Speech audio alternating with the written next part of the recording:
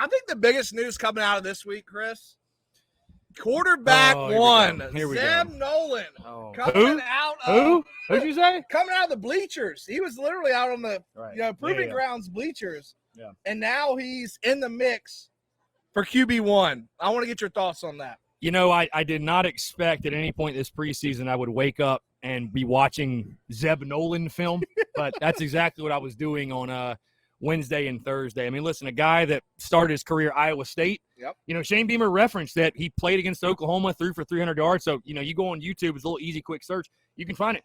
I mean, the kid can spin it. I feel like I was saying the same thing about Colin Hill at this time last year, but I know. The kid can spin it. Be fair. And even Steven Garcia gave him the vote of confidence on Twitter.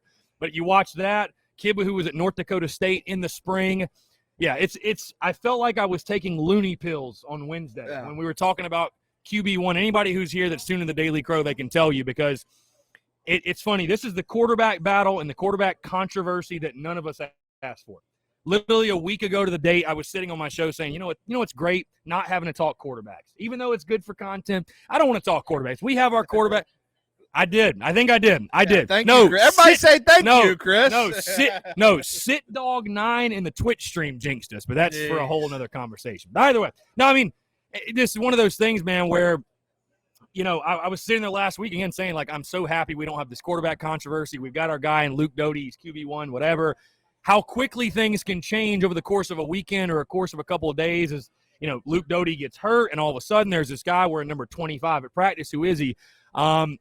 I'll tell you this, though. What started as a bit of a funny story and a footnote, and we're just saying, oh, Zeb Nolan, you know, and Shane Beamer, you got to go with Shane Beamer's word, right? People were asking, hey, what to make of it? Is he the next guy? Shane Beamer said he's there to give depth. I mean, you realistically cannot run fall camp with 3 quarterbacks. No, you just can't do it. That's the issue. You got to have reps for your receivers for everybody. When you split up on the field, you can't just, you know, Beamer made the point when they were at Oklahoma, Georgia, they had 6 or 7 quarterbacks at the same time going. But I'll be honest with you, as things develop and we go through the next couple of days, we've gone through the next couple of days, and I think there's actually some real traction to this Zeb Nolan thing, which is crazy to think about. But you look at the quarterbacks on the roster right now, and this is for game 1 because Luke Doty is going to come back, thank God.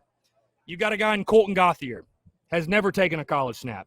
You got a guy in Jason Brown. You pronounce that the right way, though. Just did you take Yuba's listen. We had Colton. We had Colton Gauthier on the show last fall, and he told you how to pronounce. Yes, because people have been of course saying I asked him. They've been throwing out some crazy stuff. I asked him how to pronounce where he's from. French what is it? Decula, Georgia. I didn't know how to pronounce that, or I thought it was like Decula. See, I still don't know how to pronounce it. But he also told me his last name. But no, so you got him who's never taken a snap at the college level. You got Jason Brown, who's only played at FCS. And I know people want to look at the spring game. It's the freaking spring game, and give me a rest. So Zeb Nolan is actually the most proven guy. Now, again, though, it feels crazy because we're talking about a guy that wasn't on the roster 2.5 weeks ago. Justin wants us to talk about the QB rotation. Look at this. Yeah. And I hate to cut you off, but I say that. Fine. Please do. Zeb Nolan, you'll talk all day. I'll go. But that's what I love about Chris. Chris can talk. I can literally give him this mic. He will talk the whole time. I do it every day. I do it every day. I'll tell you this with Zeb, though, right? He's a experienced NCAA Division I Power 5 quarterback. That's the key. Who else on our roster outside of Luke Doty, who's hurt, has that experience right now? Right. Can anybody answer that? Yeah. Nobody. That's zero. It's zero experience. So the idea is you bring a guy in here who has more experience combined at the Power 5 Division I level than our other 3 quarterbacks combined, and you're not giving him the starting quarterback job, but you're giving him reps. Just like you talked about, we've got 20 wide receivers on the team.